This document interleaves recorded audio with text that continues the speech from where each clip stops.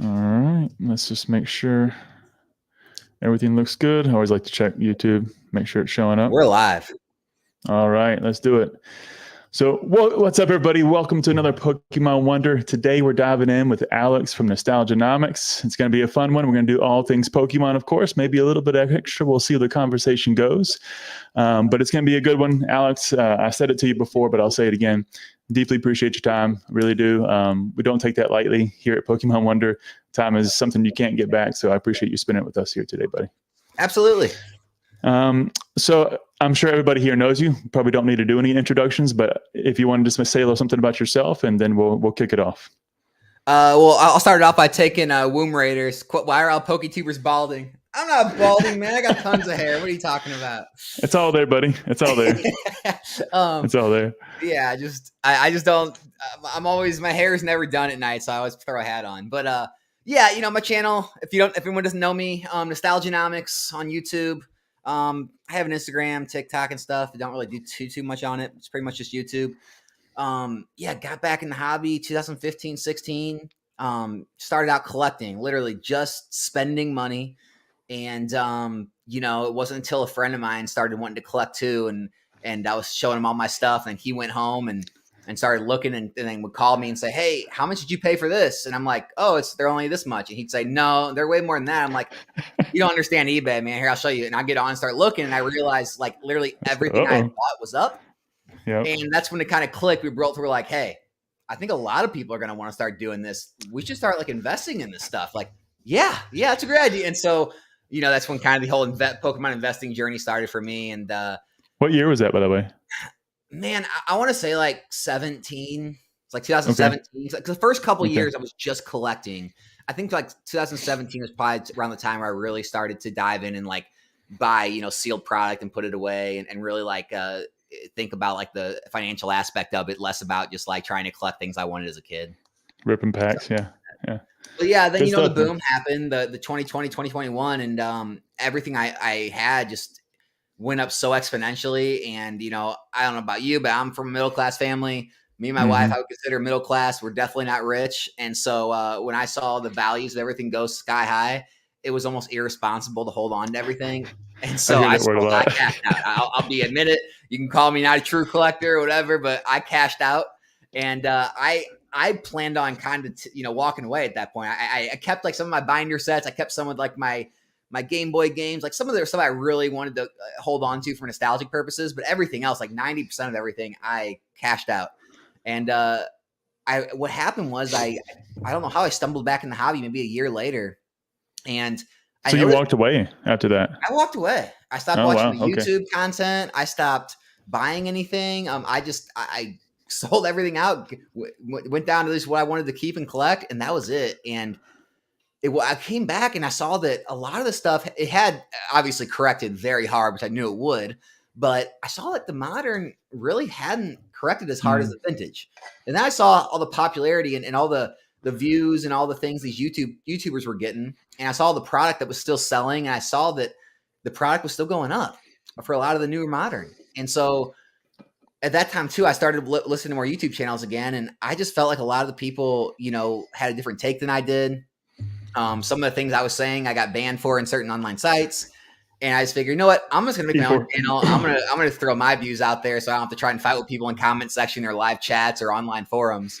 And that's kind of what happened. That's how my channel came to be. It all kicked off from there. So you didn't actually start your YouTube channel until you came back. So after you sold everything and then you got back in. Okay. Yeah, I kick myself for it all the time. I mean, I'd probably be, you know, so much larger now if I made it back then when I had all the cool stuff that I used to have. But, you know, now I'm just trying to rebuild from scratch. All right, cool, man. Cool. What was your initial like collecting journey? Were you just binder kind of guy, or what were you doing in the beginning? My very first purchase back was base jungle fossil. And look, back then there was no, or at least there was, but I didn't know near mint, light play. I didn't know any of that. I just got online and bought the 3 original sets. And back then it wasn't so optimized. Like I remember going back and looking later on, and like I had first editions, I had shadowless in there. People were still just throwing whatever in these first edition base sets. Like the fossil and jungle had like first editions in there. Like I had a first edition hollow, and I just it was all mixed together. Random sets. But no, and then from there, I actually started going sealed. Oh, You know, really? I wanted to get like all the artworks, Hmm. so I went to the local card shop and they had packs there, so I bought one of Hmm. each base, jungle, and fossil pack, just to So kind of starts the play. journey. I Yeah. bought the old base set starter deck with a Machamp in it. And then Yep. it kind of Yep. got me on the whole collecting journey. I started collecting all the theme decks, everything from base all the way Mm. through Gym Challenge. So I stuck to like first gen WotC, and then I started collecting blister packs, and I got into finding out all about all the base set pack printing. So I went for like the first edition, the Shadowless, the Black Yep. Triangle, the Long Crimp, Short Crimp, and all that. The 1999 2000 version. And You went hard. Yeah. Good. yeah, it just kind of Man. went out from there, just a bunch of sealed. And then we were when me and my friend were like doing, we were buying collections, buying lots, flipping them. There was a time when basically you could open first edition jungle and fossil boxes, and it was actually profitable to do it. I know it's crazy to hear that, but it was actually profitable. So you could open a first edition jungle or fossil box. You could weigh the packs. You could sell the light packs. And yes, we always listed them as light packs. You could sell the light packs, open up all the heavies, grade the hollows.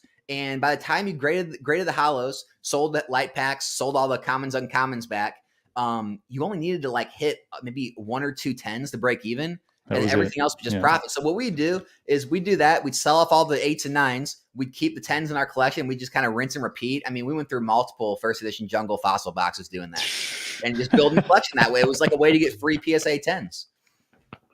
It's By the crazy. way, don't do that today, everybody. Don't do that today. It won't work.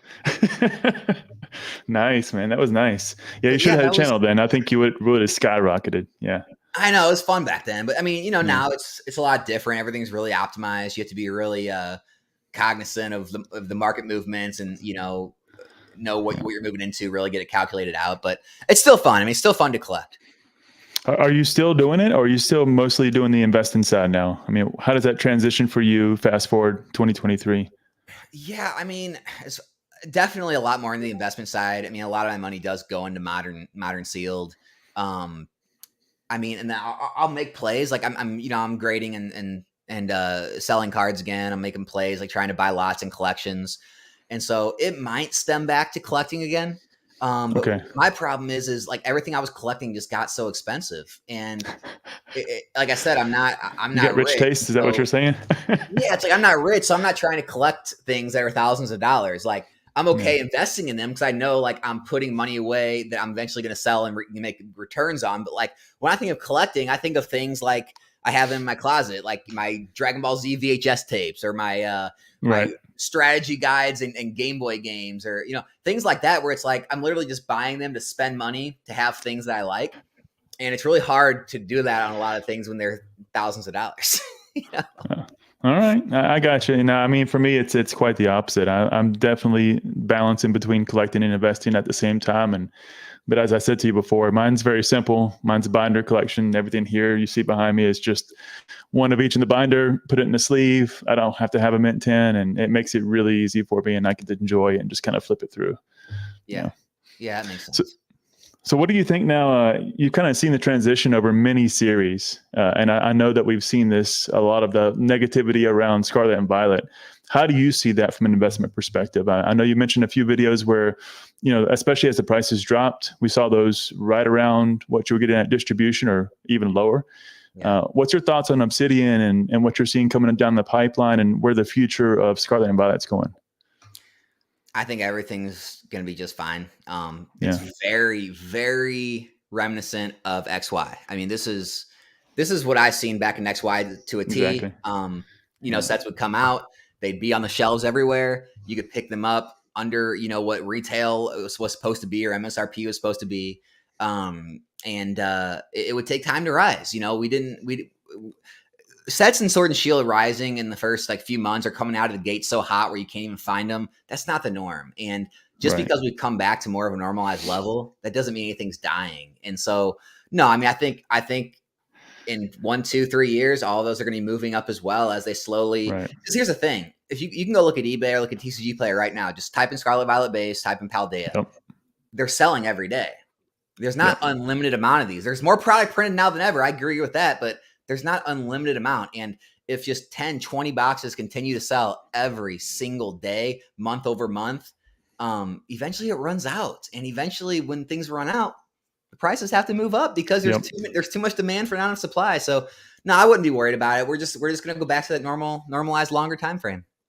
Did you see that in Sword and Shield? I wasn't there in the beginning. Was Sword it also Shield? really slow? Yeah. Was it slow like this? No, Sword and Shield. Did they come out hot and heavy? Hot.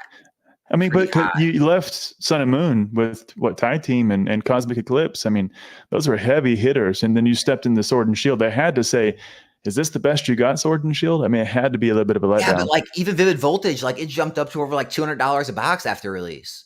I mean, we had stuff like that happen. We had Champion's Path go up to like $100 a box, and then it got reprinted, dropped all the way back down. Now it's all the way back up to 100.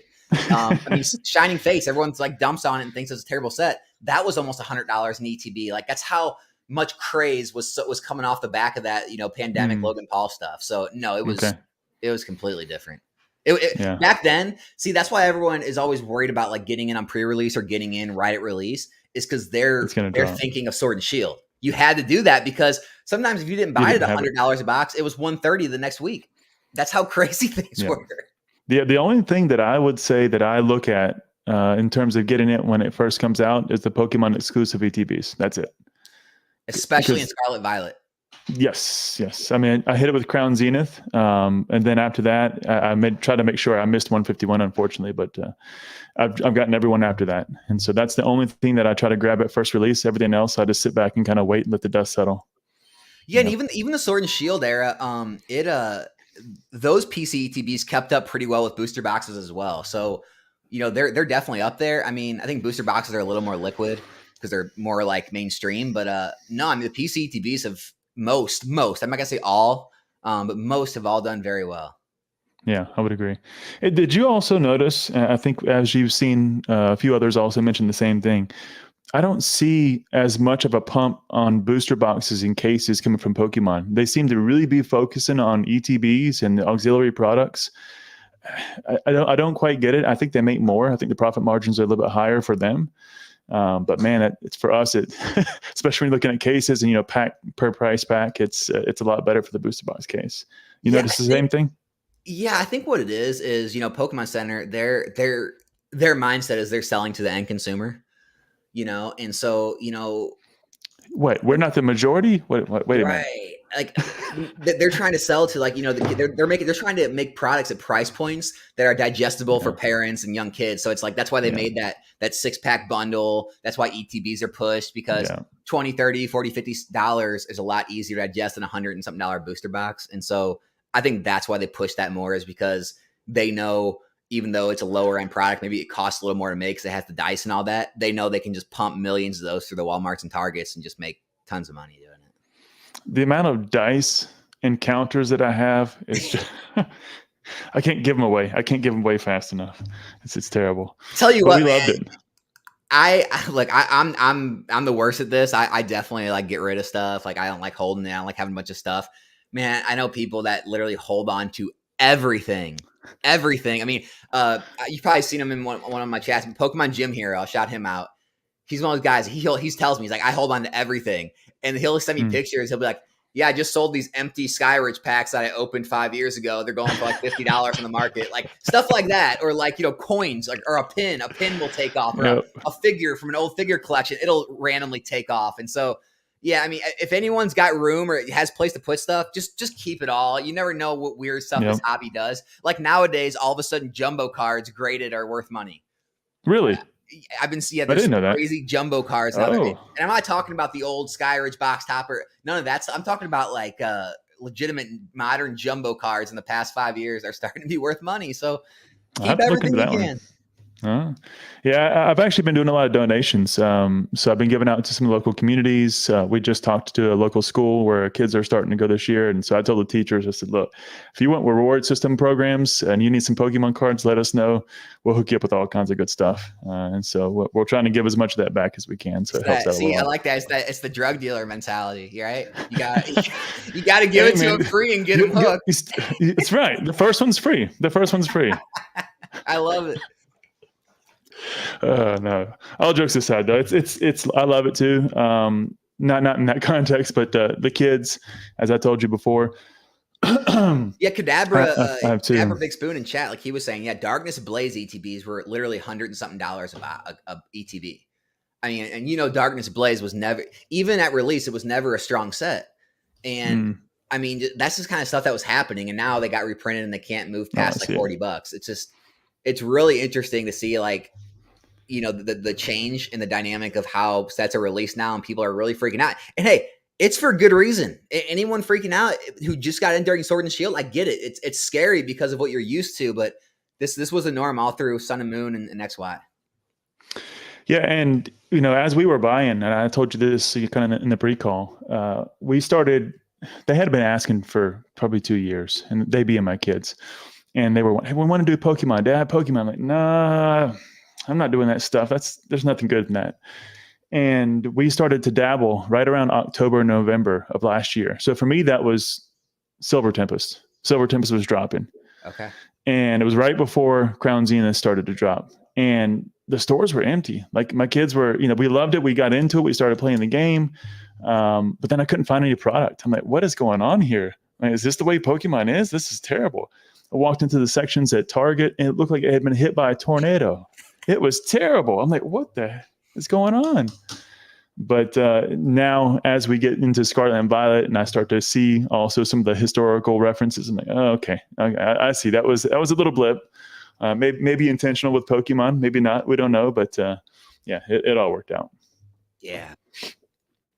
It's a good time. Tell me, yeah, I mean, it's been fun, man. I've really enjoyed it. I really have. And I can't wait to see what happens next. One of the things I've always heard you talk about when it comes up in your comments, because it always does, it's inevitable, is Japanese. No, don't worry, I'm not going anywhere bad. It's the Japanese, and I've noticed that you don't really like to get into it too much. It's not an area that you've put a lot of focus on. I was curious, you know, why not the Japanese? You've seen it really explode. I think I saw a retro in the comments. Yeah, I think he's almost probably 70-30 on Japanese. So, what's your thoughts? And I've talked to Retro, and I've talked to other people that are in Japanese, and, you know, a lot of them, it comes from, true interest, like they were interested in that. And for me, I still don't, I have no interest in it. Like, I just don't have any interest in other languages. I mean, I barely, cheated my way through Spanish class in school. Like, I don't know. I just don't have any interest in learning other languages.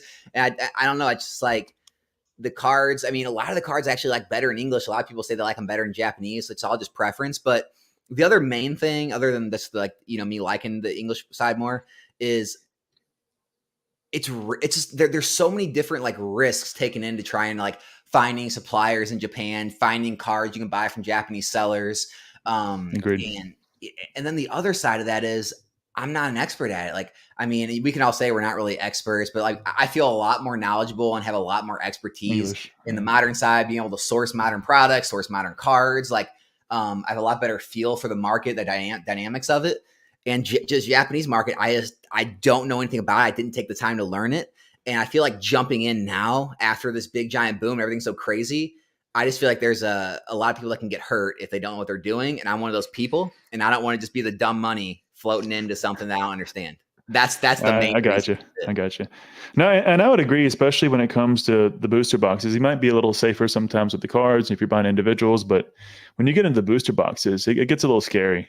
They wrap it differently, but then they're cracking the sides and like they're replacing the heavy packs. And I mean, it can happen with English too, but I mean, at least we know a little bit better what to look for. The wrapping on the Japanese boxes is nothing like what you see in English. So it's not even really branded. It's just generic plastic wrap. And then most of the sellers selling out of Japan, they take it off. Like they don't even sell it with the wrap on it anymore. So unless you're buying the case and stuff, they actually take it out of the box. And it's hard, man. Yeah. It's hard. We got a couple of really good people in the community on our side that live in Singapore. Oh. And they have some connections with some LGSs in Japan. And so through them, I feel somewhat trusted. And I've gotten a few things from them. Actually, they sent me a nice gift box once, and we opened it on the channel. But other than that, man, I tried my hands a few times at eBay. I was like, man, this is risky. I don't like it too much either. So yeah, I share your concerns. Well, not only that, it's like, with modern, it's always a race to the bottom with new sets. And I feel like, well, if I try to go through the sellers on eBay, it's like, well, they're not going to sell until release. They're not going to ship it till then. I'm going to get it later than the other people, which means I'm going to be later to PSA. So I'm going to be late. And I don't want to be in the game late, and be the idiot. And so, I just kind of step back and I'm letting them make a fortune. I would be curious, Retro. I'll talk to you another day, perhaps. But where do you source it all? I'm assuming you're not all buying singles. I'm assuming at some point you're also buying booster boxes. But we'll talk later. He's not going to tell you. No. But I'm still going to poke him. The secret sauce. He's got something. I know he does. He's got some connections. So tell me, man, who do you follow in the Pokemon space? That's something I never hear you talk about. Obviously, the big names are always there, and it's always kind of good to see what's happening. Two dudes in the, yeah, right, exactly. How funny. I'm not a dad though, Retro. We don't got no kids over here. And enjoy it while you can. But the risks that you were referring to today in your other video, you can definitely take those before. When you got the kids, man, it changes everything. I get it. In a good way, though. In a good way. But tell me, who do you follow, man? Who's kind of your inspirations? Man, I've probably followed everyone over the years, but I've been really taking a step back from Pokemon content just because of what I said. I just feel like every time I tune into someone, they're talking something negative.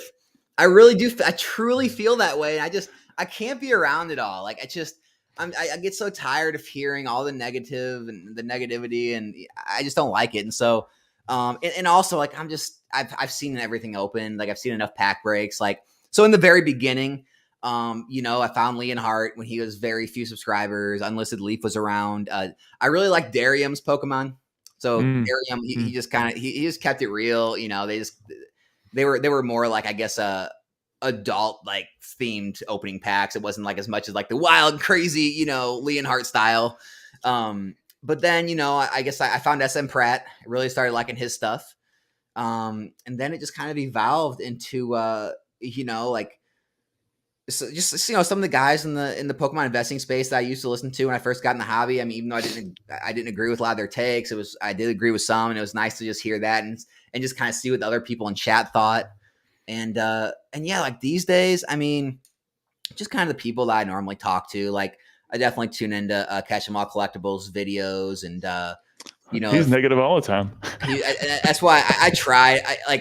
A lot. Some of the times he isn't, but if he starts talking, I'll click out. Like, but it's just not a lot of people. Like especially the channels that I've been banned from. Like, I'm not going to go support people that have banned me. Like, even when I'll say it. Even when PK, like he had PSA CEO on, people were, hey, what do you think about that? I go, I don't know, I didn't watch it.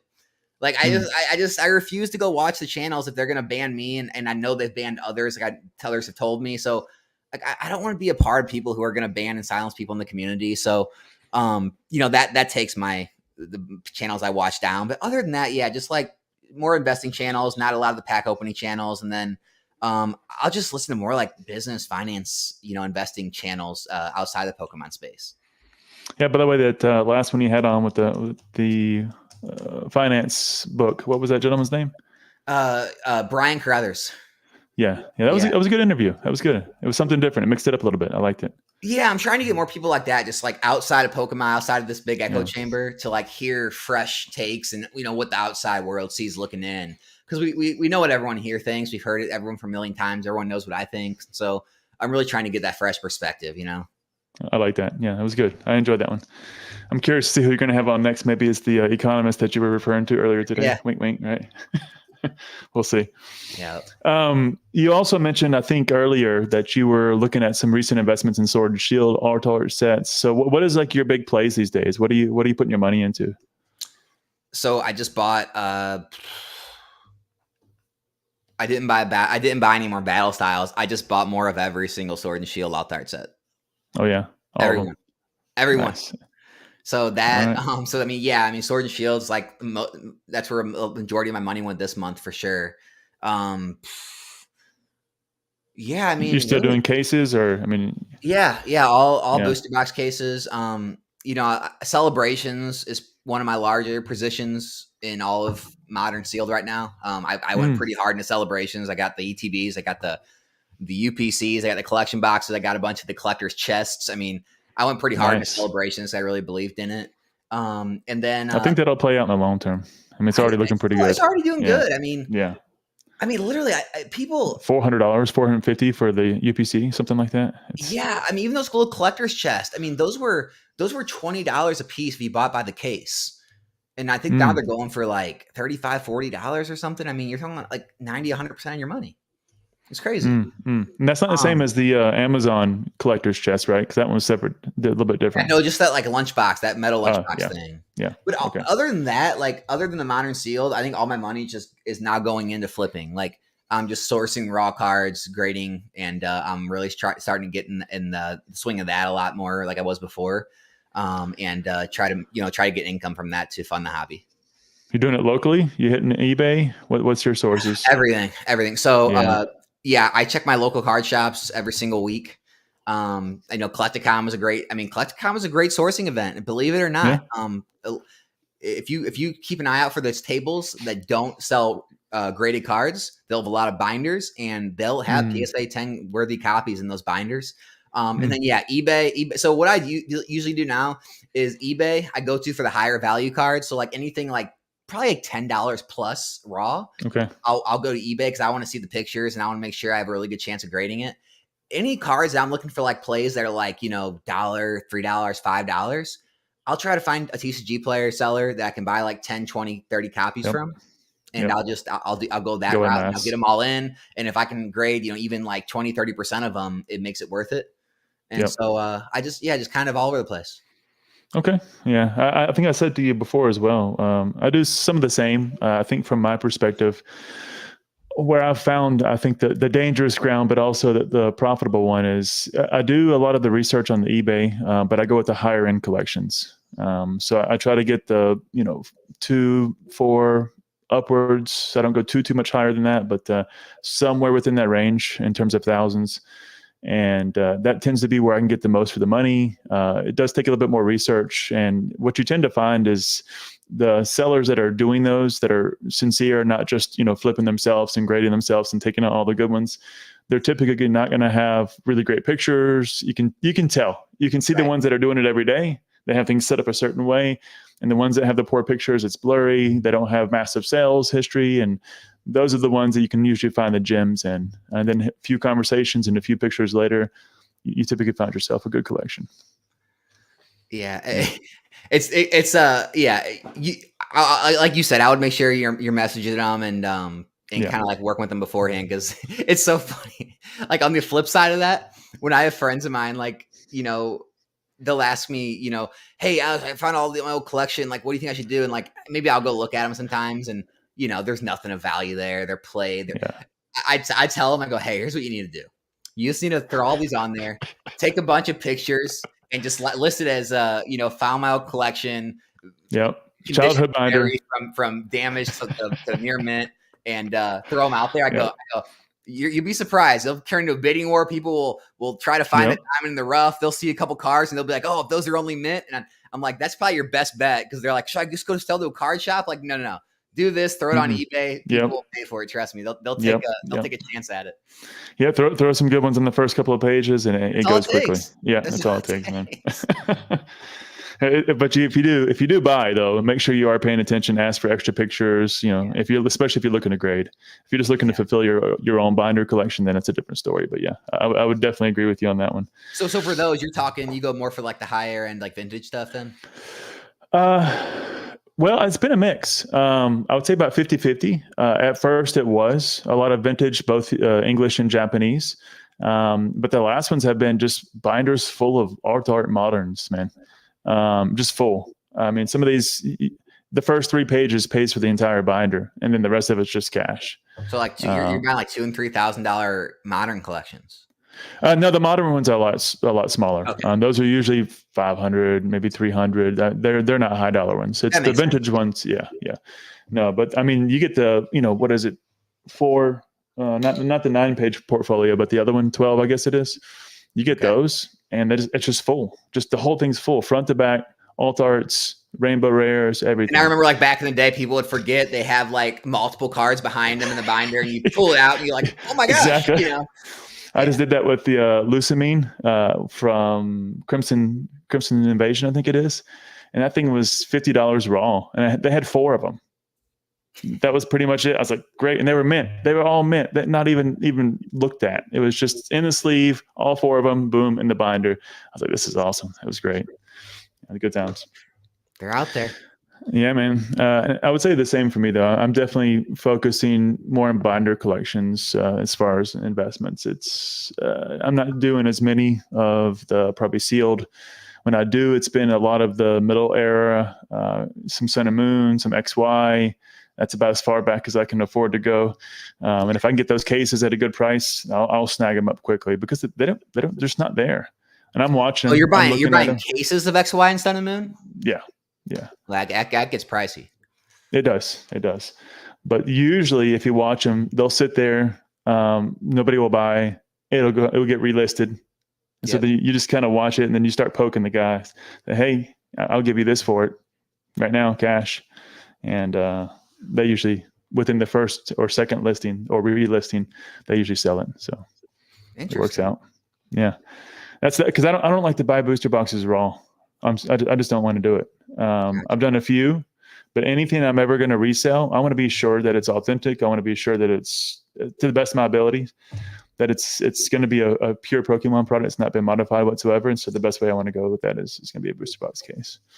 Gotcha. All right.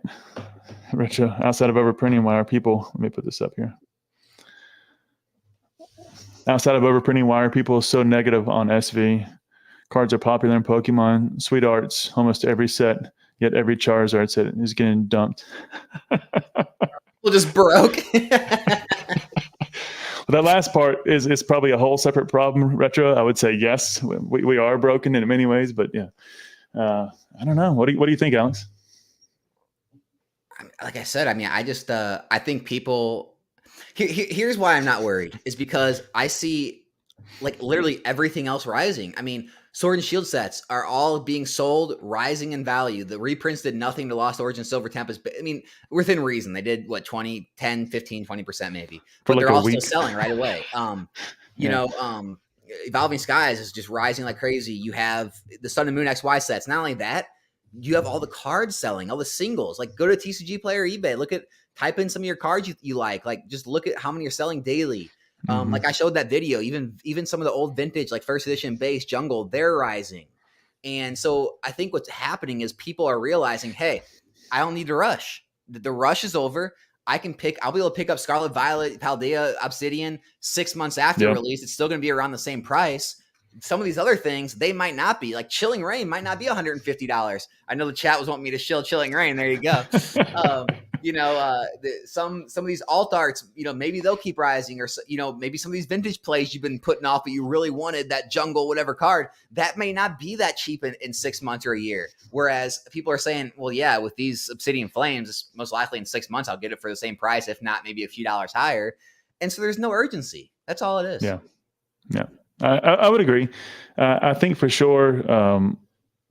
Scarlet and Violet setting a baseline in terms, especially, and we'll bring this topic in probably just a little bit later, but if you look at that from the TCG perspective, as I was going into, I think it was January, I'm terrible with timeframes, December, January timeframe, we were running the TCG here in Charlotte. And so they were about to look at phasing out some of the Sword and Shield sets and start to incorporate. So I was in the last tournament right before they cut them off. Okay. And the amount of people that were just scrambling to buy Scarlet and Violet the day it came out, build a new deck, start testing them, it's going to set that foundation. And I think for us, in a lot of ways, it's going to come right back up. I don't think for me, I'm more interested, as you said, what's about to go out of print that I don't have, because I don't know. Again, that's why I'm buying XY and Sun and Moon. I'm not going to be able to get that. Yeah, I mean, the Pokemon market, it's like,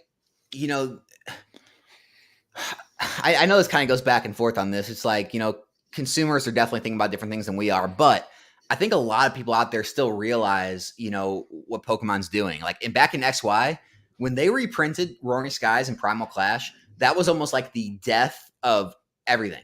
I mean, nobody wanted to buy a sealed product. Everyone was scared to death. I mean, that was like the whole Rudy's bathroom thing back then.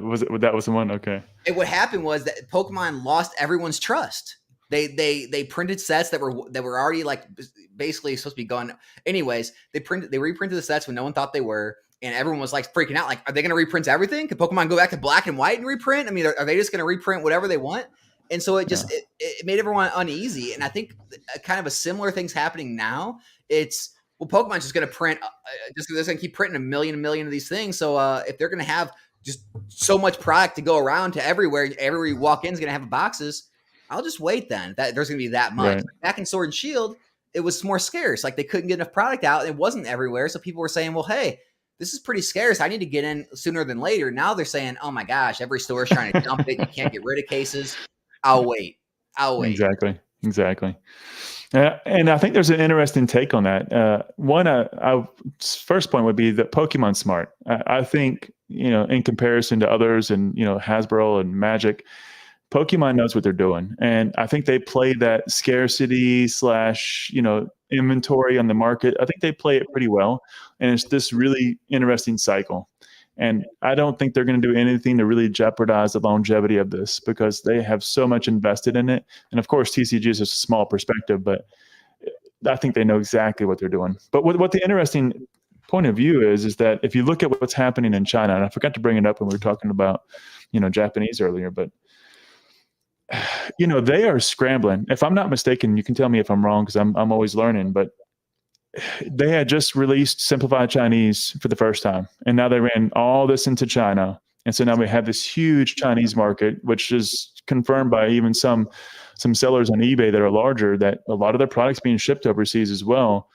But they are running through almost every series in the past 10 years in a quarter, a year and a half. And that really says they can print whatever they wanted to print. So they're printing tag teams, they're printing all of that stuff in Chinese. And if that's running through the print facilities, okay, well, that's possible. But I don't think they're still going to bring it back in English. I just don't think they're going to do that. No, if they ever did anything like that, I just truly think they learned their lesson back in Sword and Shield. I mean, because other print runs, I was in Shining Legends and I bought a whole bunch more when they did a reprint, but even that, it was a huge price cut, but it wasn't that far outside of print. It was only like a year later. So, or maybe even less than a year. So it's like, it wasn't crazy. Like all the reprints I did with Evolutions, they just kept printing that, but it was kind of like necessary. The reprints we've seen in this era, they were pretty warranted. They weren't like crazy long after. Even Shining Fates, it wasn't like, 3 years later. And I think if Pokemon were ever to do that, like go back 3, 4, 5 years and print something, that'd be the worst thing they could do because everyone would just stop. I mean, a lot of people would stop investing in steel at that point. I agree with you. I agree. We got a comment here from Kryptonites. What's the best way to store a booster box after you've opened the case? If you sell 4, now you only have 2. How do I store the 2, then mitigate damage long term? I would just keep the case. And, once you do that with 3 sets, well, now you got a full case of booster boxes again. I have, 2 of each in the 6 box case. You could even tape it back up if you wanted to. I keep mine on shelves I live in Missouri, so we have basements. Depending on where you live, you have a basement or not. I just keep them on shelves, make sure they're off the ground.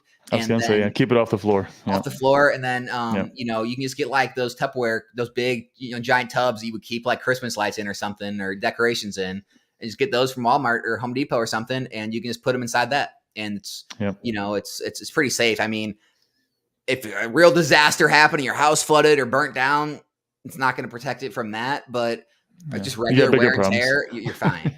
Yeah.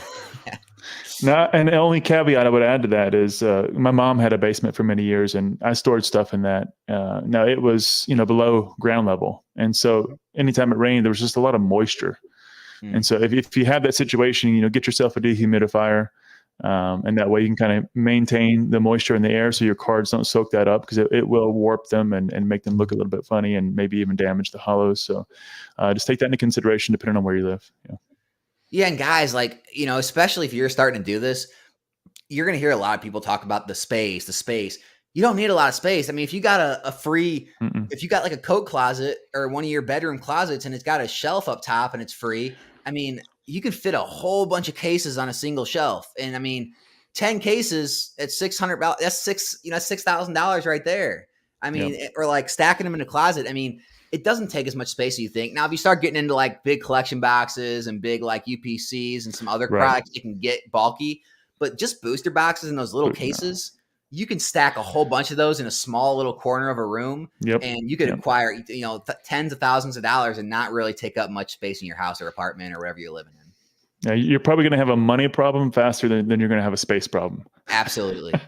I just hate that argument so much. Like, you're going to run out of space. Like, unless you're getting hundreds and hundreds of thousands like Rudy, you're not going to run out of space. I promise you. And don't look at CTR's. I guess his mom and dad's what was it, the garage, and then of course whatever's behind him. Yeah, that's not the typical collector. That's not, or even investor. Hey, that's you know what? just If you get to that point, years. if you get to that point, you're not worried about the space because you're very wealthy. Yeah, exactly.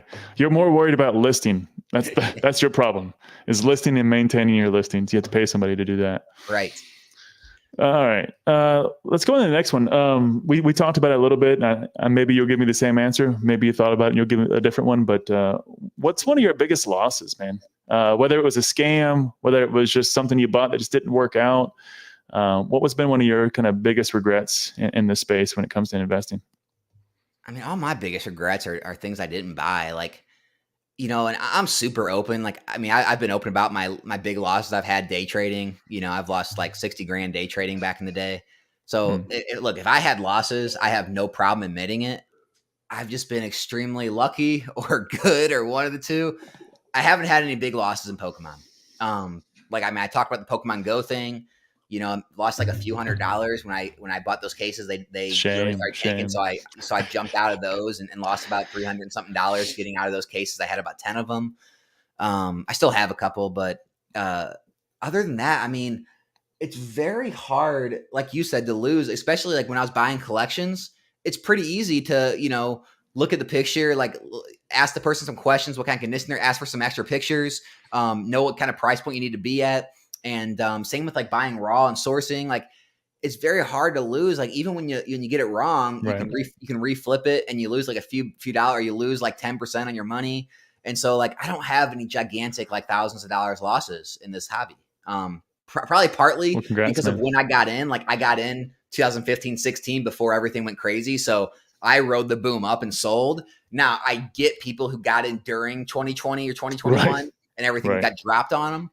I get you. You're probably going to have some losses and that hurts, but I've just been fortunate to I wasn't in the hobby at the wrong times, I guess.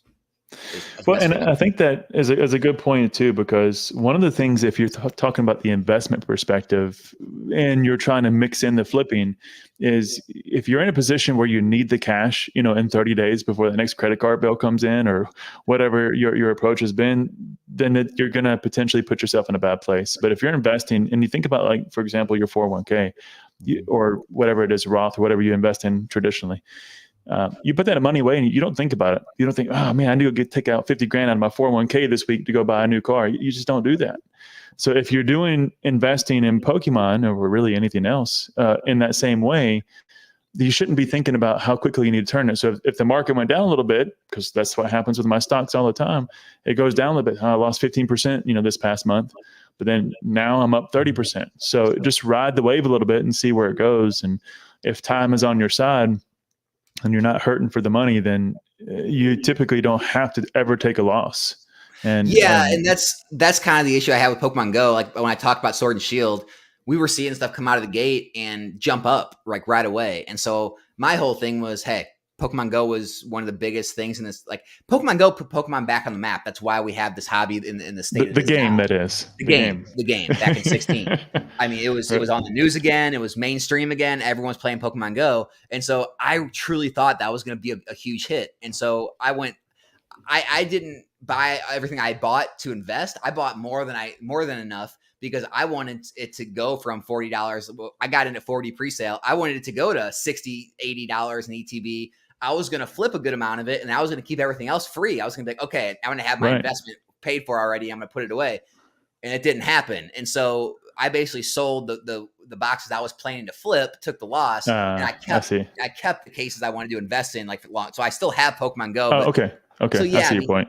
Great point though. Yeah, if you're just looking to invest, you're not trying to make a play. Don't worry what the market's doing in the next 1 to 2 years.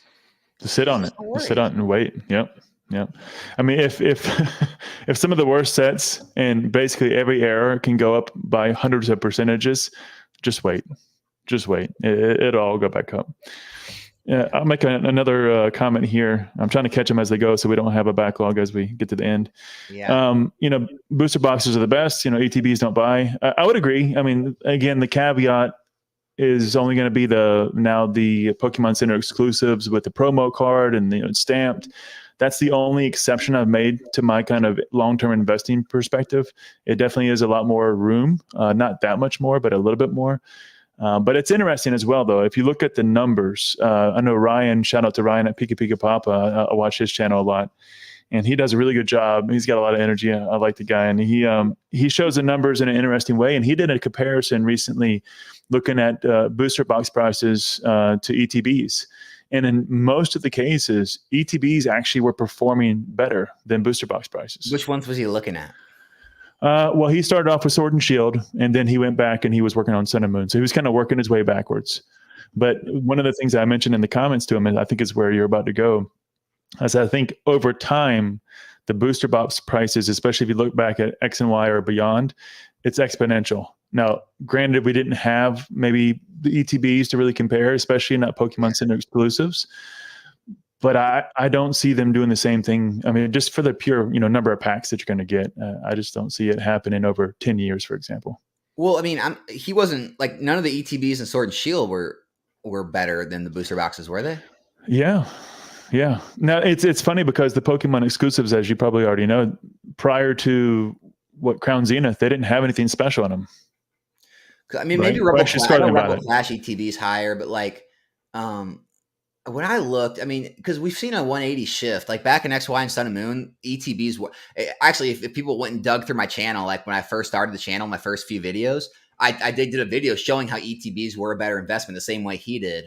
But things have shifted. Like now booster boxes are for sure the better investment. They overprint ETBs. They shell them out to every single store, and they're just, there's too much of them now. So I'll have to watch that video because I mean I know there are a couple. I know like Rebel Clash ETBs where I think were short printed, and so they might be higher because it was during the boom and Pokemon couldn't get enough out. But I'm pretty sure like all the alt art sets and like all the newer stuff, I don't think the ETBs are outpacing booster boxes. Okay, yeah, I'll send you the link. It was a really good one, and if you like Excel deep dives, he's the guy to go for it too. He does a good job with it. Yeah. All right. Yeah, I'll shoot it over to you, man. So let's take a look at the next one. One of the things I think about in just the general Pokemon space is not that I really ever plan to get out. Once I'm in now, I think I'll be in probably until I'm 95, and I got all gray hair instead of just some. But I also think about, well, when do I stop investing maybe so hard into Pokemon and I pull back and I put it into something else temporarily? So I look at those metrics and kind of those red flags. I say, okay, if these 3 or 4 things occur, for example, then I'm going to say, well, maybe I'll pull out and I'll put it into, a savings account that earns interest, or maybe I'll throw it back into the stock market. Mm-hmm. Do you have any thoughts like that? And when you might say, well, I'm going to take that 20% that I was allocating and put that over here if I see these conditions occur? Oh man, I mean, for you personally. Yeah, I think it would just depend on, it wouldn't really depend, because I mean, every number I see, the returns have been better in Pokemon. Since I've been in the hobby, I'll say that. Since I've been back in the hobby, my returns in Pokemon have been better than our 401ks. I'll just say that. Yeah. It's always been better, even with compounding interest, even with, I mean, I'm not going to go in a rabbit hole of that, but I think it would come down to me more so as like, if I don't feel like doing the work anymore.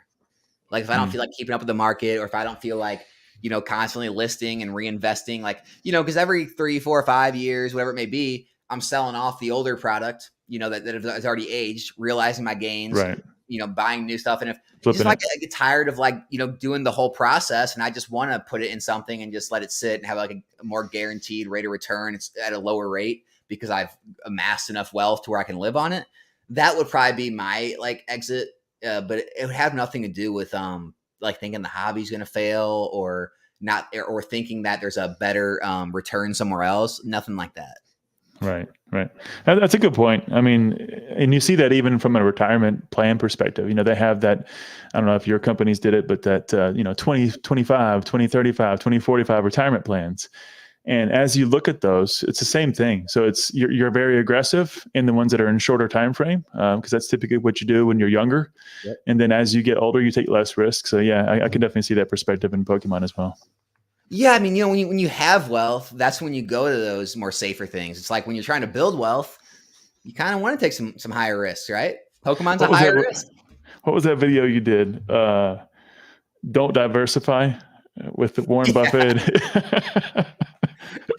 I mean, all the richest idiots. people in the world, right. If you hear them talk, they didn't diversify. Like everyone, they poured and not only their money, like their time, their lives, they pour everything into their company or whatever product or whatever service they're doing. And those are the people that become ultra successful. So it's like, if you're really looking to get to that next level, it's like, well, diversification is more for those who've already built wealth. It's to protect wealth, really. But diversification isn't to build, like it builds wealth over like long periods of time, like 30, 40 years, but it's not how you build wealth quickly or aggressively. Yeah. We have a question here from another one. We have, legit question. What do both of you have as far as insurance for your cardboard investments and collections? So yeah, have you looked at insurance for what you have? And I got nothing, man. Yeah. Nothing. I've got a large safe that I keep some of the higher price stuff in, and that's about it.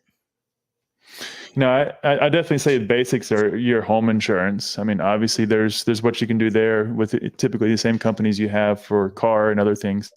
You can have some collections insurance there, and you have certain things you can classify, and that'll cover basics. And probably for most people, that's plenty. Do you have that? I have it for all the stuff we have, but I also have insurance for the business. So I look at it from both perspectives, especially with, handling other people's assets. You got to be careful, and you don't want to have to pay for that out of pocket if something happens. But when it comes to home insurance, we've always had that. What do you mean by handling other people's assets? Consignments and things of that nature. So if you're doing any consignments and you bring somebody's assets in and you're holding that, and then it gets damaged or lost in the mail or anything like that, are you don't doing want to have to pay for that. Just starting. Oh. Yeah. Okay. Yeah. Oh, yeah. If you're doing consignments, you definitely want insurance. Yeah. I think it's a great place to be if, you have trusted people and you can make sure they have the right backing. But when it comes to the home and just your general collector, your general investor, try to leverage your home insurance. They can usually add a small policy for just $10 or $15 a month, something very, very small. And it gives you peace of mind. And that even covers sometimes, natural disaster. I mean, I know people have speculated though. It's like, we've yet to see anyone have to claim one of those policies is the problem. And thankfully, right? Yeah, like I'm on that side of the fence. Like I want, it's such a bad thing to say, but like eventually, I almost would like to see it happen to someone. Just so Dan had a good one. How the insurance works? Like, are they really going to cover it? Are they going to try and like talk you down and not really pay? Like, I mean, I'm really skeptical of if insurance companies really going to value this stuff as high as it is, and how you're going to prove it and. It scares me. The insurance thing scares me. Well, Dan, I don't know if you caught that episode. I forget how recent it was, but at Catch 'em All, he had a situation. I was actually driving to go take care of some things in West Virginia, and it was a 4-hour drive for me. And so I just kind of put on a couple of podcasts and I was listening.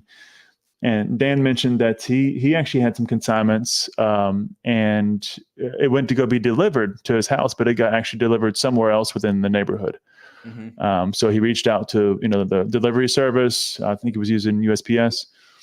They tracked it down, but then it was already actually being sold, and so they actually tracked in the cert numbers, and it took a long time, and it was actually a decent amount of money. Don't quote me on this, but I think he said it was something like $20,000. And from that point of view, he had to wait almost 3 months, but the insurance company actually finally paid out because they lost the trace. They couldn't track who sold it. There was a couple of cash transactions, a couple of in-person transactions, and they lost the trail. And eventually the insurance company paid out, and he still lost a little bit of money, but he got to pay back the person that, provided the cards for consignment. Wow. Yeah. Wow. So save from 20 grand, which for some people that could be make or break your business. If you're, barely getting started, that could shut you down. Yeah, that's scary. That consignments, man, it's scary. Messing with other people's cards at those levels.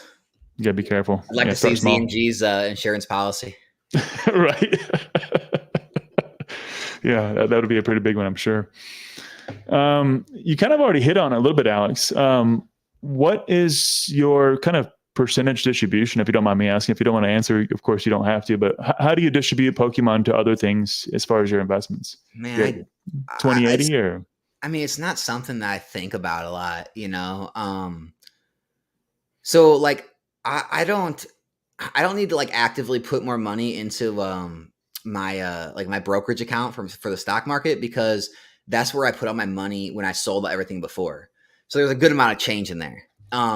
Every year, in January, I max out me and my wife's Roth IRAs. And other than that, like it goes to Pokemon. My extra income goes to Pokemon. If I had to like guess, like right now, if I took like all of our like retirement accounts in my brokerage account, and then what I have in Pokemon, I think I said in an earlier podcast, like on someone's, like it was like 10 or 15%. I think it's probably up to like 20% now. I probably have like 20% of my total net worth in Pokemon at this point.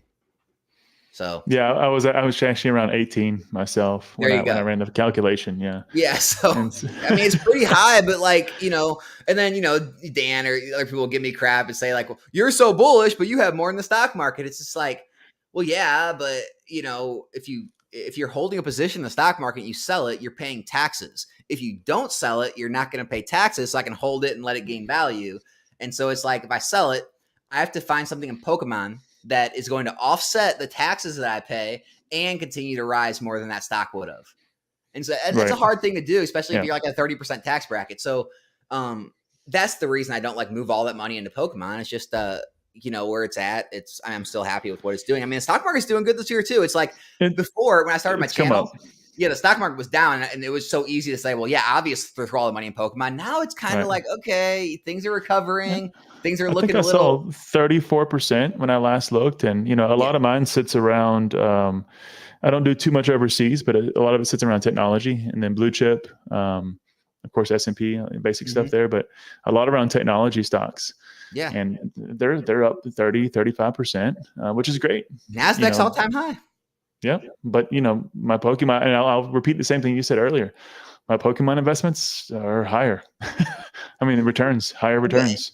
And people like hear that and they almost like not take offense, but they I don't even know what it is. They get angry about that for some reason, and they don't there's like to no compare reason the to be two. angry about that. It makes sense, okay? Like if you're Pokemon, it takes more work. It just it takes more work than putting money into 401k. So you already have a more active style of investing. It's inherently riskier, right? Yep. And so if you're doing more work and you're taking more risk, you deserve more reward, right?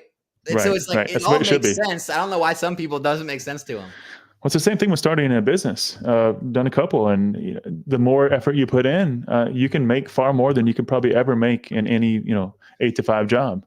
But man, the work is a lot. It's there, but if you put it in, you can get it back, and that's the risk and reward benefit, right? Yeah. I see. We got one from Retro here on the topic. So a lot of indexes are heavily tech weighted, which kind of skews things. But yeah, overall market doing better than most would expected. Yeah, I would agree. Yeah. And especially now, I was actually think we were going to have another drop, to be honest, but it's actually coming back up pretty nicely. So I'm happy to see stocks rising. I'll be honest too. Like this goes against. It doesn't really go against. So listen, if you know what you're doing in the stock market, you can make plays on single stocks, and you can do very well. But again, you're taking more risk. But I've made more money this year in the stock market than I have in Pokemon. Yeah. Okay. There was, especially in the tech sector, there were so many stocks that were so beat up and so low, and they've returned hundreds of percent this year. And so awesome, I don't have hundreds of percent in Pokemon gains this year. Fair enough. I mean, tech will continue to rise, though. I think it's definitely going to be one of the fundamental, stock areas in the future. Yeah. Well, I know Retro is probably going to chime in on this one because he's a big player in it. But I asked you before. I kind of know your answer, but I still want to hear some of your thoughts. The Beckett Black Label run is almost unexplainable. I mean, people paying 3, 4, 5 times the actual PSA 10 price just to have it in the Black Label. I know. I feel, and I'll be the first one to say, as I'm not running that play. I haven't taken the jump yet to jump out of PSA's back pocket, but I feel like I'm missing out on some of those for sure. I mean, the Beckett Black Label play just looks really good, but I don't want to deal with the Beckett, slabs if I don't get that Black Label. And that's the thing that keeps me from jumping in. Is if I don't get that one, now what? And that's one of the percentages. It's one of the biggest things I hate about this community. I hate it. I hate it so much how everyone's so secretive with all their stuff, right? Like, no one will just come out and say how it's actually performing. Like, yeah, people will show these gigantic sales, but like, how many of those cards came back at 9.5 or a 9 or an 8.5 in Beckett, right? Like, how much time, how long did you have to sit on that inventory before it finally sold? How many losses did you take compared to those enormous gains? Like, and now how did all that equal out over just sending it all to PSA, getting tens and flipping? So it's like, you never know how anyone's actually doing. It's just all the, normal YouTube internet clickbait stuff. It's like, I made 5X doing this. You could too. It's just like, well, maybe, but then I look at your eBay page and you have Beckett 8.5s listed and 9s listed. It's like, so those were obvious misses. How many misses did you have? And but no one will just be 100% transparent. And I hate that. I hate it. I hate it. Do you think you're going to jump in? Are you going to do the Black Label play? No, I honestly, I've been grading since 2016. I've never used another company but PSA, and I don't plan on changing. Don't plan on it. All right. I see. So like, I used to fight. So I'm like, use a UFC reference. So I see the grading market a lot like the UFC, right? Like, you have the UFC, then you have all these different organizations always trying to pop up to take market share, and they never last, right? Bellator is doing all right, but like, you had Pride and you had like Elite FC, all these little, all of them kind of do well. They have their little spurts and they all trickle down, or UFC buys them. And, so maybe there'll be a couple that like stay around and stay on the test of time and have like a small market share, but no one's taking over PSA. When Ryan, again, shout out to Ryan at Pika Pika Papa, when he shows that graph, he just did the recap for all the grading companies this week. You have to separate PSA from the other companies because it skews the graph so much. You can't just little lines at the bottom. And hey, you won't. Here's the thing about that transparency. All those guys pushing CGC and Beckett, you don't see them showing that chart. No. They don't want to show that chart. It doesn't look good. CGC's down actually, which I think is a good transition and a good segue over to CGC. There's a lot of changes. I don't want to go too deep into it, but things are starting to settle down now, and I think eventually people will forget those changes occurred and won't be as angry, especially the newer people coming in, and they're just going to evaluate it based on the way it is today. But what are your thoughts on CGC? How do you see that as far as just the plays in the market? Did you ever try to make any?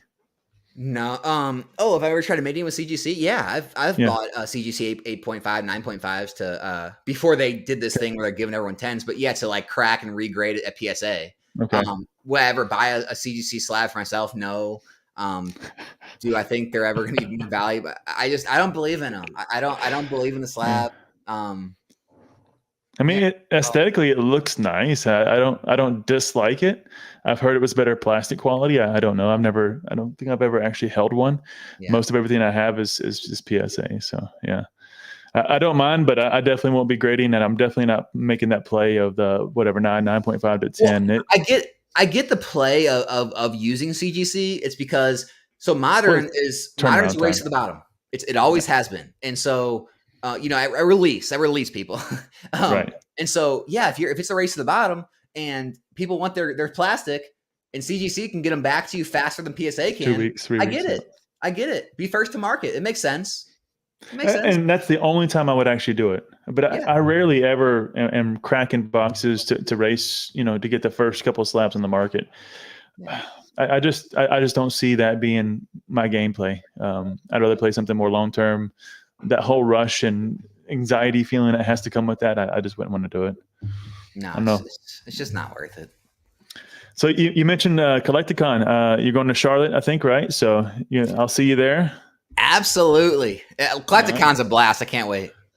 Tell me about it, man. I've never been to one. So, I mean, you were going to film that went terribly wrong. It was just it was action from the word go. I mean, I walked in, I mean, I Yeah. immediately saw people that knew me or, you know, subscribers. And then I walked around, I saw, you know, people I knew that were vending and talked to people like there. Me and my wife, we you know, just taking it all in. And there's the, you know, the concerts going on, there's the signature signings, you know, just trying to take in every booth. There's just so much to So take in, much, yeah. especially if you're trying to source cards, you're flipping through binders. You know, there's you know, they have all these like different, it's kind of like a whatnot thing. You know, there's like wheel spins. You can try to hit something big. You can play these little like games, try to hit big, and then you know, crazy stuff. Like again, grew up middle class, so I'm not used to this, but like I saw parents buying their kids heavy base set packs, like heavy vintage packs to open right then and there. Open it, and they're opening these $700 packs in front of me, and I'm just like, man, this is crazy. You know, like this. So just taking it all in. It's just there's a lot going on. No, I'm with you there. I mean, I was lucky to get maybe a couple of packs every couple of weeks, maybe. You know, if I get a nice upper deck pack of some, you know, basketball cards or something, I was happy. That was it. And I usually had to pick up nails with a penny. I'm sorry, pick up nails with a magnet, and I would get a penny for every nail that I picked up, and that's how I earned my toys and my cards. You know, that's hilarious. I had the magnet on a string, so I had to walk around the yard until I found a nail, and then I'd pick it up and put it in a bucket. You know, that's how Grandpa teaches you how to earn money. That's for sure. So great. So one of the things I was thinking about, even for myself, and I look back at this, and I'm again don't have the longevity I think that you've had in it so far, but what would you like to learn more in the Pokemon space? I mean, there's so many things there. We only can do so much in a day. Is there something you wish you would learn more about that you maybe want to look at in the future, in terms of just Pokemon and something you want to expand your knowledge in? Is it Japanese? Is it TCG? Is it something else? I mean, yeah, obviously Japanese now. Like back in the day, like, you know, I was watching like SM Pratt. I thought about maybe getting more knowledgeable about like all those high-end trophy cards and all those like exclusive Japanese promos. But honestly, I have no desire to, because one, I have no nostalgia for that stuff. Like I look at some of those cards they show, and I have no feeling for them at all. Right? Like I have more feeling for XY or Sun and Moon cards than I do for some of those cards. Two, they're at price points where I have no desire to play in. Like I'm not trying to play in 5-figure and 6-figure slabs. And but so like other than that, like Japanese a little bit. Honestly, no. Like I'm pretty happy with you're where good. I'm at the hobby and what I like. You know, I kind of like know my lane, right? I stay in my lane. Like I know what my lane is. I try to be as knowledgeable and know all the numbers and facts and data like in my own lane. And I'm comfortable with that. You're good with that. Yeah. The only area that I'll keep playing in, and I literally mean that with the word play, is probably TCG. I enjoyed it so much when I played at regionals, and it's really interesting for me as I kind of step back from those games and watch, you know, the deck building process. So, you know, Raul Reddy and how he talks about all the competition, what the impact that then is on investing. It's like, okay, how is this driving certain perspectives of the market? And I think that's interesting to watch. And you see Danny Phantom talk about it a lot too. And, you know, the playable cards, and that obviously skyrockets those individual cards for a small period of time. But also, what does that do to the market? And I would love to dig deeper into that and kind of see, and looking at, for example, Limitless TCG. I don't know if you look at that site at all. What is it? Limitless TCG. It's where they show all the decks, the play decks and whatnot. Okay. And so you can see what the current competitions are playing and what the top winners are playing. And then everybody starts to mirror the top, 10% decks. And so, okay, well, those decks have these cards in it. If those cards are in it, then I can sell these trainers or these kind of, hit Pokemon. And I think that's an interesting play, at least temporarily. Right. It's not a graded play, just so we're clear. But it's definitely one of interest to kind of see how it impacts the market. And also, I think it drives back into the booster boxes. So if you're looking at the individual cards, it drives packs. The packs drive the booster box, and so on and so forth. Yeah, it'd be interesting. That'd be cool to learn the game more if I had more time. I agree with that. I'd agree with that. Yeah. It'd be fun to be able to like play and stuff. It's actually very fun. It's very fun. I was never a big game player. I didn't play Magic or anything back in the day. I mean, the most I played was like Uno and, simple stuff. But Mhm. man, I really enjoy Pokemon game. The strategy with it, and it's just fun. It's just a lot of fun. Yeah, I mean, I'm a huge strategy game guy. Like, Oh, really? Okay. yeah, like like Risk and like Yeah. Settlers of Catan and Stratego, like all Oh, those you old would board love it games. there, man. You got to jump in. I'll Yeah, teach man. you I one mean, day. I love strategy games. I will say Yeah. that. I'll give you one of my decks one day, and we'll play. We'll do it. All right, all right. Bring it to Collectacon. Yeah, man. I'll shoot you a nice Lugia deck from last year. Everybody hated Lugia because it was just dominating. It was dominating. I mean, I remember like the Pokemon trading card Game Boy game, like playing like those kind of decks, right? Like it was always like I always used like base set Hitmonchan, like Electabuzz, who was it? Like Scyther, some Yeah. like a Yeah. Mewtwo, like I think one of like the promo Mewtwo's that you probably weren't even allowed to play with, but stuff like that. It was funny. Good stuff. Good stuff. And it's actually interesting now because when I look at that and I'm looking at Scarlet and Violet, and it's just for me, because I've went, as I said to you before, I went back to base set and file. So I'm looking at all the historical ones just because I'm a Yeah. completionist. But when I look at these new Pokemon in Scarlet and Violet, I'm like, what are they doing? This is so many new Pokemon. I'm not really, and I'm not playing Scarlet and Violet games, so maybe that's why I'm not connecting with it. And I think that's a big part of it. How old are your kids? 8 and 5. Man, you should if you don't have a Switch, you should go get one of the games. I played it. He's asking one, yeah, for Christmas. So I haven't played a game since Fire Red Leaf Green.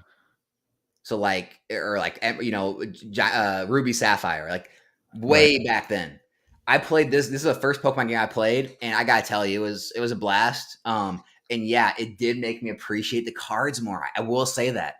Like when Scarlet Violet came out, like seeing all the because you're used to catching them, you're used to battling them. Like, oh yeah, I remember that part in the game, and it brings you back. And then when Paldea came out and it has all the legendaries and it has like the evolved forms, starters and stuff, like it definitely gets you more connected. And like, and then I'm thinking, one of the ones like me and my wife would like that the Pokemon's called Mabostiff, and he's like this big like mastiff. Like my parents have always had mastiff dogs. He's like this big mastiff, and we loved him. And the cards come out in SV base, and it was like $1 a card for the Illustrator rare, and I'm just like, man, I can't believe like some of these guys are valued because he was like one of the main things in the game. And it is strange like that. It makes you appreciate a lot more, but a lot of people don't play the game, so the market doesn't reflect it. Yeah, and that's interesting too. And they were already asking for a Switch, or at least the oldest one was for Christmas. So we'll see how it goes. But yeah, he's already on Pokemon Go, so he's catching up on years that he missed. Yeah, and we play TCG live as well. So you'll enjoy it, man. It's like an open world concept, and it's pretty fun. Okay, I have to check it out. If you like any of the old games, like that, like any RPG type games, it's fun. Well, if I buy my kids a Switch, I got to buy a Switch for myself too, right? You can too. You can have multiple save files on the game, right? No, Dad's got to have his own Switch, man. All right. So let me ask you this, man. What's your goals in investing? You kind of said, hey, everything else that I have outside of my traditional max outs that I do on a yearly basis, it's basically going to Pokemon. Do you have any specific goals? I mean, you talked about Sword and Shield. You kind of maybe backfilling the stuff that you sold or that you didn't get a chance to grab at a price that unfortunately is no longer ever going to be achieved again. But do you have any of those goals in mind? I mean, are you wanting to get a certain number of just Sword and Shield or what? So my goal is to do the hobby full time. That my goal is to be able to be involved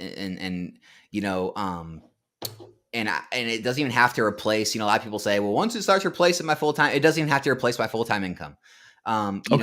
Whether it be, through a whole slew of different things. So getting enough invested where I have, enough, a long enough term investment where I can continue to sell the older products, take profits out of it, buy new ones, where I can, do YouTube and do some of this online stuff, where I can buy and sell cards, where I can just do enough things in the hobby to where it produces enough income that can support me. That's really my biggest goal, is just to get full-time eventually. So I'm just with my income, I make it work. I'm putting money in the buying singles and flipping. I'm putting money into sealed product. I'm just continuing investing in the hobby to eventually get to that point. All right, man. Well, I Well, don't I have like wish an you the end best, goal, man. but that's my shorter term goal. Are you shooting at for like the next 2 years? What was your thoughts? That's the goal.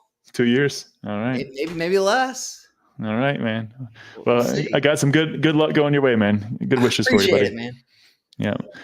I told you before, if you need any help on some of that technology stuff, let me know. That's my background. So happy to help you out, buddy. I 100% will, because I do. Yeah. Yeah. That's All right. my weakest point. All right. I know my strength and I know my weaknesses, and that's one of them. We'll do some knowledge trades. How about that? All right. Sounds good. So where do you feel? I mean, I've definitely seen in the past couple of videos, it almost sounds like you're trying to now give the facts to back up the statements you've been making for years around modern is investable. Now, not only is it investable, but it's in some cases surpassing vintage. So do you still feel there's a push or a feeling in the market where, other than just a few handful of people that we know, that are going to say that modern's not really investable anymore? Or do you think that's just something in the past and now we're just talking about quantifying that and seeing it play out over time? Well, there's always going to be the crazies, right? That they'll just die saying it's not investable, right? But no, I think, and I'm not like, trying to act like I was some big voice. I mean, I'm still a small channel, but I think I at least had some small portion to do with it, and at least maybe helped some of the bigger guys, maybe change their, their rhetoric and stuff. But yeah, I mean, that was kind of a big reason why I started the channel. I wanted modern to be seen as a legitimate investable, because before it was seen as like surface level. If you were invested in modern, you were just kind of just getting in the hobby. You didn't understand it. You didn't know it on a deep enough level. Once you learn more, then you'll understand what to really invest in. And it was almost laughed They're at. there, little child. They're there. Right? Yeah, that's how it was. Like, my channel was laughed at, my views were laughed at, and so I just like to continuously, come back and show some facts once in a while and some, numbers to back it up, because it's just proving right. I mean, it's just because I don't think a lot of people saw the shift coming. I think the shift is very real. We're continuing to see it. And, the only thing people want to say is everything's going to crash, or, all this modern stuff's going to, come down when people realize it's so overprinted. There's so much of it, but I just don't see it, because every other factor shows the hobby's growing and more people are coming in and more money's coming in. So I don't know. It's just, I think it's the biggest it's ever been. I mean, I wish we had numbers. I think, and again, it's the biggest. It's 100% the biggest. I was at the TCG tournament, and they were announcing the numbers showing up at the regionals, and it was something like 400-ish, for the junior division, and it was almost 1,800 for the masters division that showed up there. And the number of tables was just as far as your eye could see. It was just filled up. I was like, wow, I did not realize that this many people would be here to play the TCG. I had no idea. It was a blast, though, man. It was a blast. It sounds fun. I definitely think one thing that I was wanting to ask you, again, just because you had some time in it well before I came in, was that the way it was, though? Was modern actually not a thing in, pre-XY? I mean, investing in modern really wasn't a thing. So was the vintage really the best kind of real investment play? And then it just started to shift as we left Sun and Moon and came into Sword and Shield. Was that how it kind of transpired? Or was it always kind of a play and they just ignored it? That's a great question. I don't know. Yeah. I think what happened, I mean, this is my opinion. I'm not putting words in any of those people's mouths. I'm not calling any of them any names. But in my opinion, it seemed like everyone who held the largest positions in vintage were the loudest voices pushing vintage, and also the loudest voices keeping anyone down that spoke up against vintage.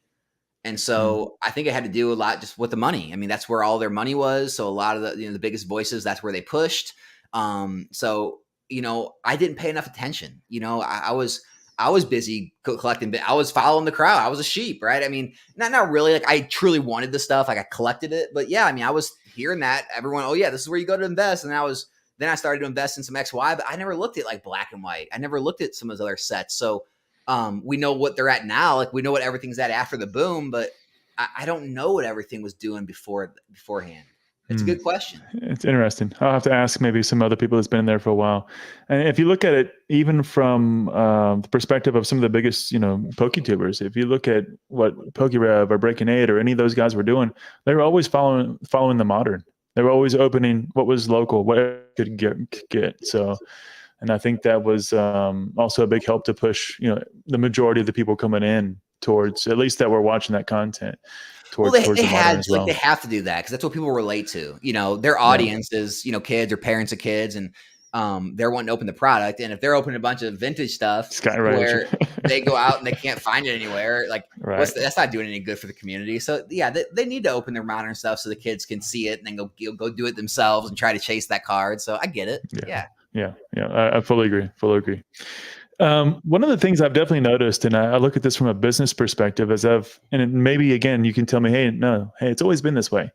But I'm wondering, is the shift between distributors, Pokemon company themselves, LGSs in the secondary market, in combination now with what I think is a new introduction with the big box retailers, whether that be Amazon or Walmart, it seems as if the profits are being squeezed from distribution. And so they're now requesting a higher dollar amount, but then probably selling those larger positions to the big box retailers at, of course, a lower price point that LGSs used to get. Now the LGSs are getting the higher, cost down, which of course ruins their margins. Where do you see that balance these days? I mean, do you think it's been this way? It's definitely the way it's portrayed in the present, but I'm not sure about the past. I mean, I can just judge from when I came in the market. Gosh, I wish I could remember, but I can't remember. I remember Evolutions very clearly. Evolutions was $90 a box, seemingly forever. And for you or for distribution? For me. Okay. Buy off the shelf. And as far as I know, most all the stores were paying like in the mid 80s back then. So mid 80s, get it for 90. I mean, it's the same as mid 90s, get the box for 100 or high. And so it's like, I think people just got so used to that free money coming in that, here's the thing. It's like game stores, historically it was a place where you went in person and you bought in the onlines, messed everything up with all these gigantic numbers. But, game stores, it was okay if a box was selling $5 or $10 over what their price was. Cause they can open it up. They can upcharge the packs. They can charge $3 a pack now, or $4 a pack. Now they get even more money for it. People come in the game store, buy everything in person and stuff. But now with online, the game store is trying to compete and move all this product online. That's where the problem is, and not even the game stores, like all these online resellers who literally just got in early enough so they could get distribution, and their whole business model is making money off sealed. Those opportunities may be going away because of the eBay fees, TCG Players fees, shipping. But I think like physical game stores will probably still be all right just because they have other avenues to make money in person. Yeah. Okay.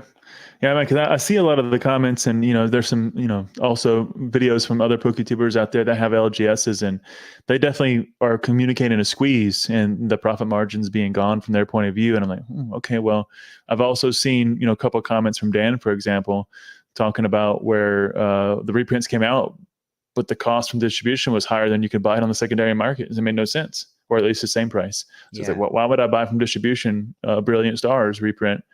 Or at least additional product when it's the same or lower already on secondary market? No thanks. Right. Yeah. And I think Amazon and Walmart and those kind of places, where they exist, are going to be a big player in the future. I think I know who you're talking about. We don't gotta say his name, but like, no. I just feel like some people are overblowing the sealed product thing. Like, I mean, I've talked to like the manager at my local game store. Like, historically, sealed product has not been the big money maker for game stores. It never has been, ever in history. It's always been buying out. People's coming, bringing their singles, bringing their collections, buying them out. At 50 or 70, whatever percent, making your margin there. There was times in history where you could open products. Like they tell me they don't open Pokemon, but they still open like Magic or One Piece product. And they'll sell the singles because all the players come in, they want to buy them for their decks, and they'll make money doing that. Like I said, you can sell single packs where you can upcharge for those and sell those out slowly. And so, like maybe like to compete, maybe, when those game store owners are talking about competing with like the broader online market, like the P Football Pete's and the Sassy Autos and those people, maybe it's harder to compete with them because they might have sweetheart deals set up where they get cases really low and they can undercut everyone. But as far as like running a successful game store, I think it's still possible if you're, really taking advantage of all the different avenues of, because I mean, like my game store, they have, play every single night of the week with a different game. They always have people in there playing. They always have single cards being sold. They always have new stock coming in. They have multiple different card games where if one's not as hot, the other is. And I know with the Yu-Gi-Oh 25th anniversary, I mean, they're selling those boxes in store right now for $75 each. You can get them online for $60 or $65. And so like they're making tons of margin on those. And so, and they sell sports cards as well. So I just think if, a lot the game stores are doing better than maybe portrayed, just because sealed product isn't their big cash cow anymore. I see. Yeah. And when I look at that also, the reason I was thinking about the big boxes a little bit more, because when I see that I work a lot also in the fashion industry for my normal job. Right. So we work with the brands directly. So Nike, Victoria's Secret, these kind of companies. And Amazon is a threat to these guys because Amazon's, running up their own clothing lines and stuff like that. So as they come in, it's scaring a lot of these big players because they're going to be able to churn it out quicker, easier, faster, cheaper. I mean, it's going to be one of those things where the big boxes are going to have a monopoly in many areas. And so I was wondering, is TCG one of them? You definitely see Amazon selling a lot more Pokemon, I think, than they ever did. Yeah. We'll see. It is interesting. Time will tell. We got a comment from Kadabra. Game stores crush it on singles and events, selling packs and singles to people. Yeah, and build decks. Yeah, exactly. Yeah. And if you're also, everyone, you want to talk about the booster boxes or sealed product, they're not making any money. No one wants to talk about all the money they're making and everything. Like no one wants to talk about how back in like X, Y, and Sun and Moon, they're getting all those staff promos, right? They're getting a lot of the stores are getting all these staff promos. They weren't selling them or giving them out. They were keeping them, grading them. The staff promos were going for these exponential gains. It's like certain just promotional things. Other Pokemon or MetaZoo will send, or you'll get all these promotional things at the stores, like maybe they were supposed to give out and they didn't, like those play packs. I don't know if you've seen those at tournaments. Those stores will just keep a lot of those play packs selling themselves. Like stores get helped out a good amount that isn't talked about by a lot of the people. Yeah, we got a promo card. I actually paid for the MVP. I just wanted to see what it would be like. So I wanted to see like the best of what TCG would be at the regionals. So I paid for like the MVP pass, and it gave me a special Mew playmat that with regional stamps and everything. It gave me a stamp card, a handbag, a booster box, an ETB, and a couple other things. It was great. It was well worth the money. It was like $200 or something like that, and I got more than my money's worth. That's awesome. Yeah, it was great. Yeah, I loved it. Is the stamp card worth anything? No, not really. It was boss's orders. Oh, okay. not the good one either. It was just like the normal reverse hollow. I was like, that still sounds like a pretty good deal, though. No, it was still a good deal. I love the mat. I use the mat all the time. Yeah. All right, man. Well, we'll start to wrap it up a little bit. Just two more questions here, and I'll give you some time back to your night, buddy. As we look at the future, what advice would you give like a new Pokemon collector? What would you say to the new guy, 18-year-old, 20-year-old coming in? All right, to kind of help him get started. I got a good answer for this. All right, so I would say there's two people, right? One person is coming in the hobby and they have a very stable life, very good job, have a lot of money.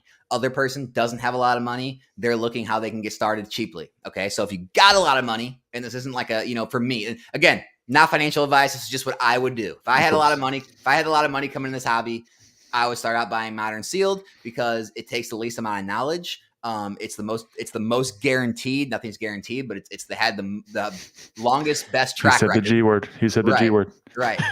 It's had the best track record. 100% of every booster box has went up over time.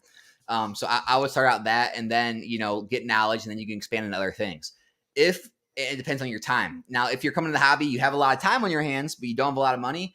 I start out the same way I did, buying out lots, buying out collections. It's very easy. You can look at the pictures on eBay. You can go search up at all the single cards or all the items in that picture, see exactly what they're going for in the sold listings. And if you see enough value in there and the price point stays under that at auction, you can buy Right. that up. You can do the work yourself, flip everything, make that profit, and you can use that profit to build your collection that way. And you can just keep rinsing and repeating that process.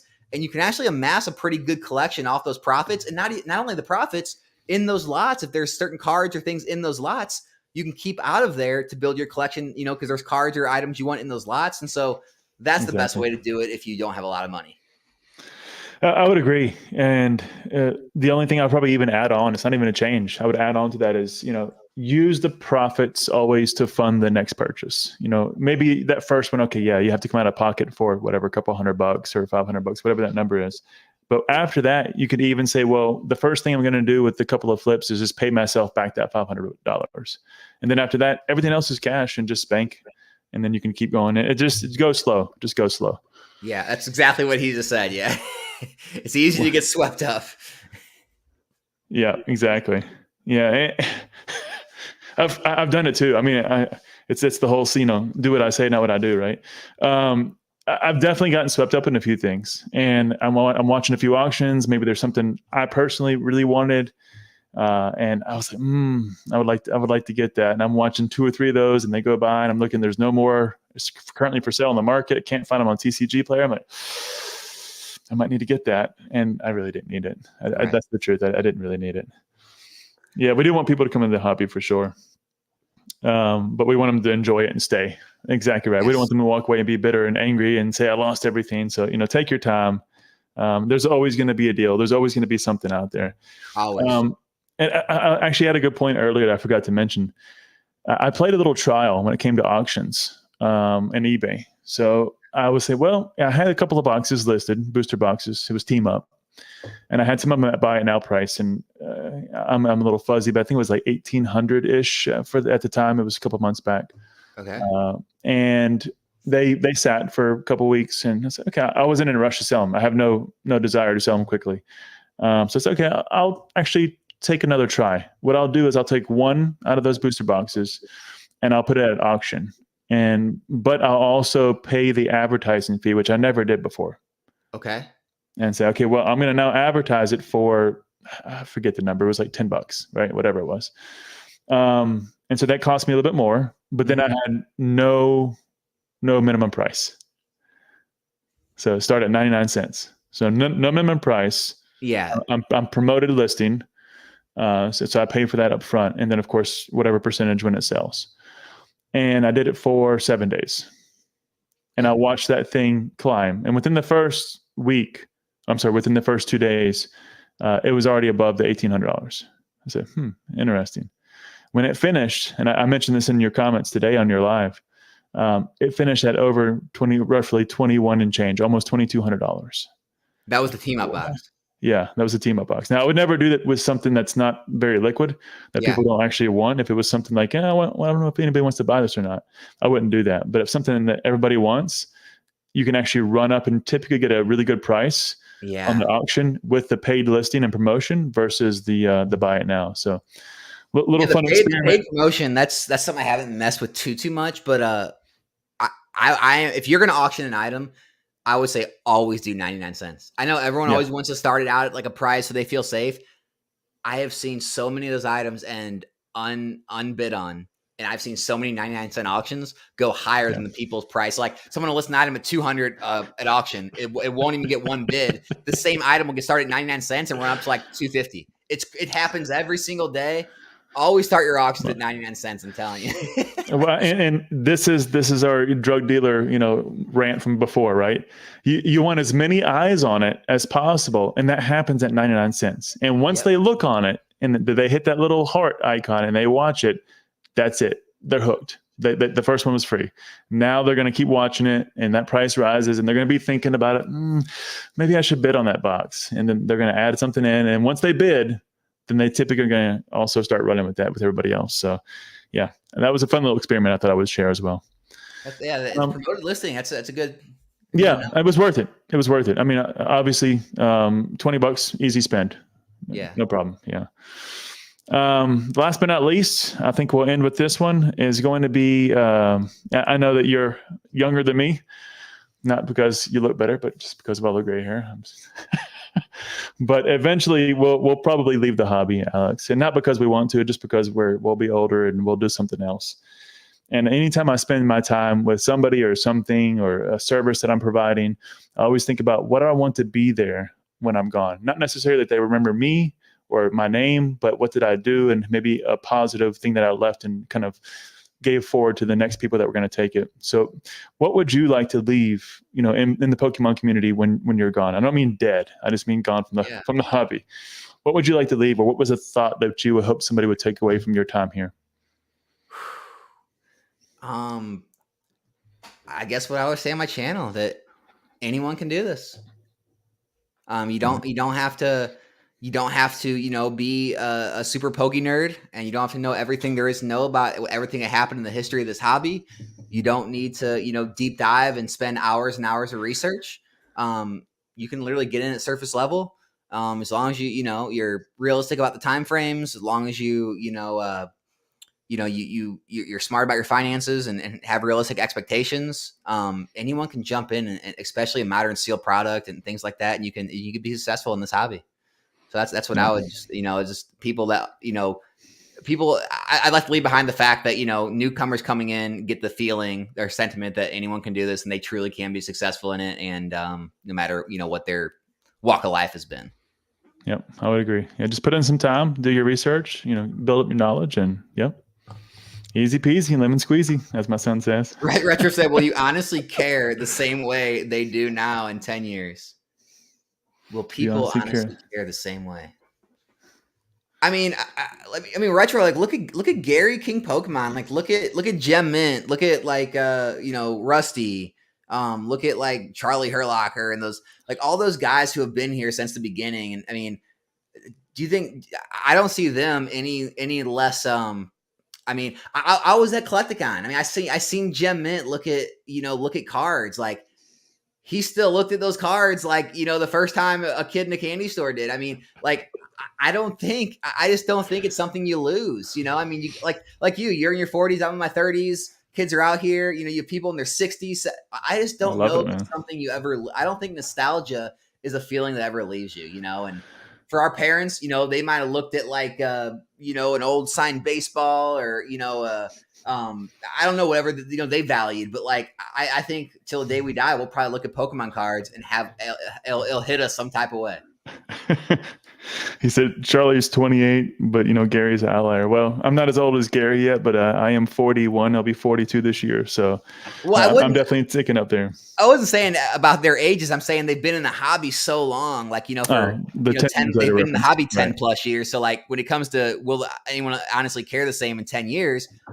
All those guys have been in the hobby 10 years. Rusty's been in the hobby 10. It's like, they all still seem like they love the stuff just as much as ever. Yeah. Well, and I think there's a really interesting kind of thread to pull on there. These people loved Pokemon before they probably even sold the first card, right? And I don't know, Retro, but I know you talk a lot about the flipping, but I don't know if you played. I don't know if you really enjoyed it as a kid, and maybe that's where you're like, just cash, flip it, cash, flip it, cash, flip it. I was the Poke nerd as a kid. I mean, I was the person that'd always get everyone like want to play, or I'd be the one wanting to trade cards. Like, my friends would get sick of me talking about Pokemon when I was a kid. Yep. I was that guy. Yeah, my wife doesn't care for it either when I say, baby, let's go play a game. No, I don't want to play a TCG game. Come on, baby, let's go play a game. I'd even be because I even though I got away from the cards, I always played the games. Like, I'd be the person in like, college or something that I'd still pull out the like yellow version. I'd be playing it, right? And like, one of your friends would get there and you throw on the couch cushion, like, oh, hey, what are you doing? let's play some Call of Duty. Yeah, sure. Make sure you hit pause. Don't lose your progress. So yeah, I mean, I can't see like losing interest for this. I don't know. I think it's still going to be the same in 10 years. Yeah, I would have to agree. I hope to be here in 10 years with you, and we'll see an amazing community, much more positive, and we'll keep spreading the love, right? Absolutely. All right, my man. Well, I'll give it back to you. Thanks, everybody, for joining. We really appreciate your time. As I said before, we don't take it lightly, and we thank you for spending with us here today, Alex. Thanks for coming on, and we'll keep in touch, brother. All right, we'll do. All right, guys. Have a great night. Take care, everybody. Later.